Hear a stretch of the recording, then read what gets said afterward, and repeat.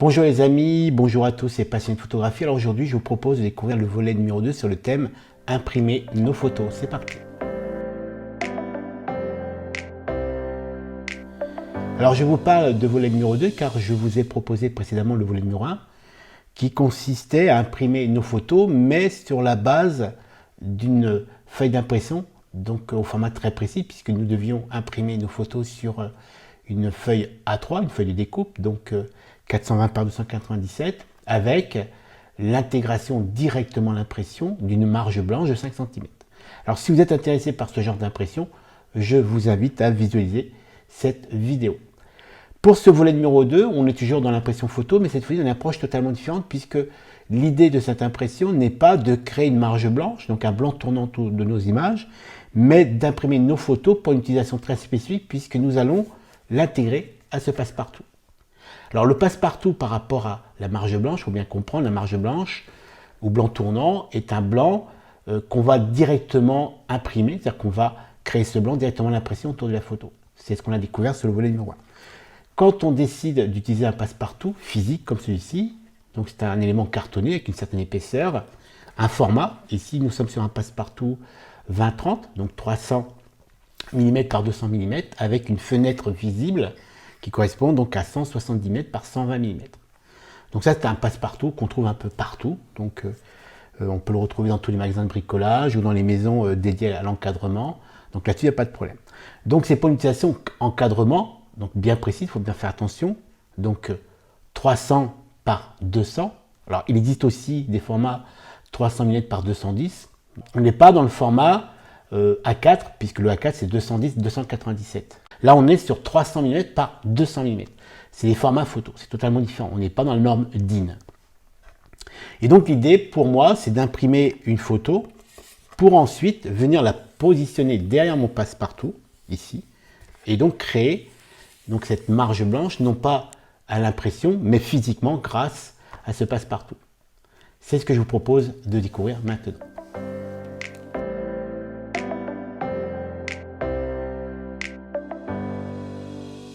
Dans un premier temps, je vais lancer mon logiciel Photoshop puisque je vais utiliser Photoshop pour recadrer mes images.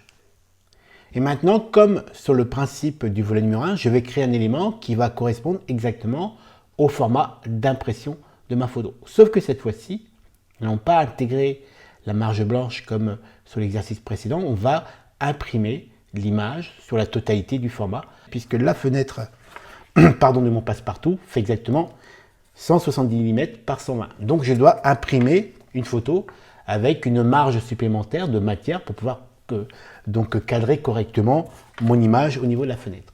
Donc je vais sous Photoshop créer un élément, CTRL ou commande N, largeur 180 mm, on est sur un format paysage, et hauteur, puisque ma fenêtre fait 120 mm, donc visible, je dois avoir une marge supplémentaire de matière pour m'encadrer, donc je vais utiliser 130 mm. Pardon, 130 mm, voilà.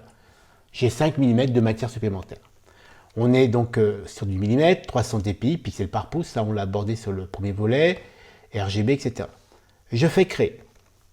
Donc ça correspond exactement, on peut d'ailleurs le vérifier, image, taille de l'image, on est bien sur 180 mm sur 130 mm, 300 dpi, et on est bien en Adobe RGB 98 en 16 bits. Là pour moi c'est mes normes de travail, j'aime bien travailler avec le profil Adobe RGB. Après, je sais que certains prennent d'autres espaces colorimétriques. Moi, j'ai fait le choix de travailler avec l'Adobe RGB. Donc ça, c'est un thème. On ne va pas développer ce thème qui est un thème très important, mais on ne va pas le développer ici. On l'a déjà régulièrement développé. Si d'ailleurs vous êtes un peu perdu avec la gestion de vos espaces couleurs, je vous invite fortement à télécharger ma formation qui est dédiée justement à la gestion des profils espaces couleurs. Donc, j'ai un élément, encore une fois, qui fait 180 mm par 180 mm de large par 130 de haut en Adobe RGB, qui correspond donc exactement à cette fenêtre, donc un peu plus de matière. Donc il faut vraiment comprendre le principe.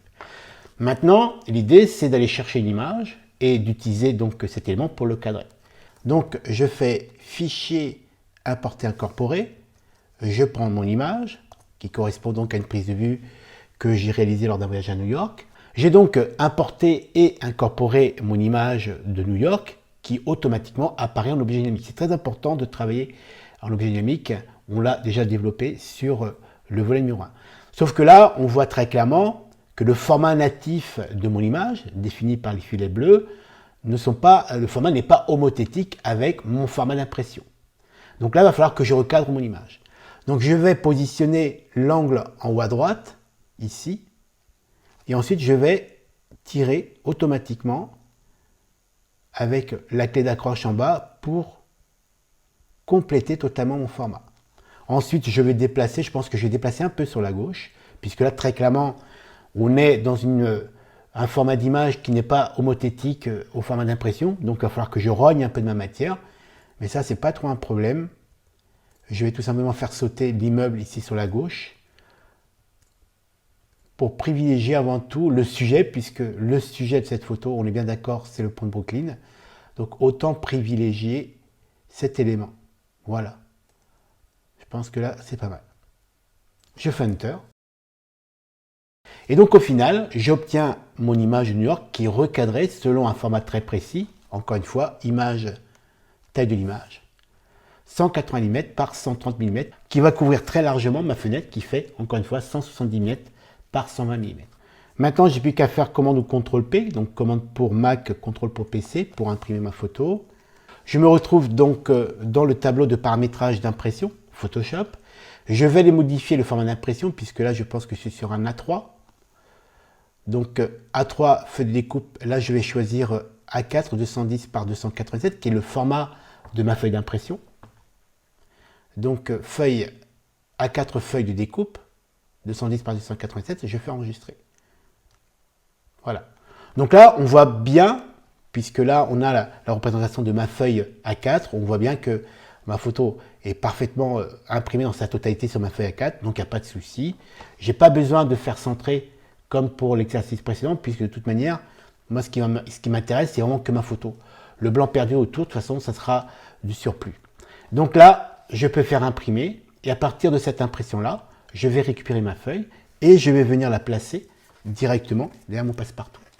Donc je fais imprimer, je récupère ma feuille d'impression, et là, comme vous pouvez le voir sur la vidéo, il me reste tout simplement plus qu'à placer mon image, un peu formatée, je l'ai un peu masticoté pour enlever le surplus de papier, pour venir la placer exactement, précisément et bien centré sur ma fenêtre de mon passe-partout. Ensuite, ce passe-partout qui fait, celui-ci fait 210 par 300, je n'ai plus qu'à le placer derrière mon cadre.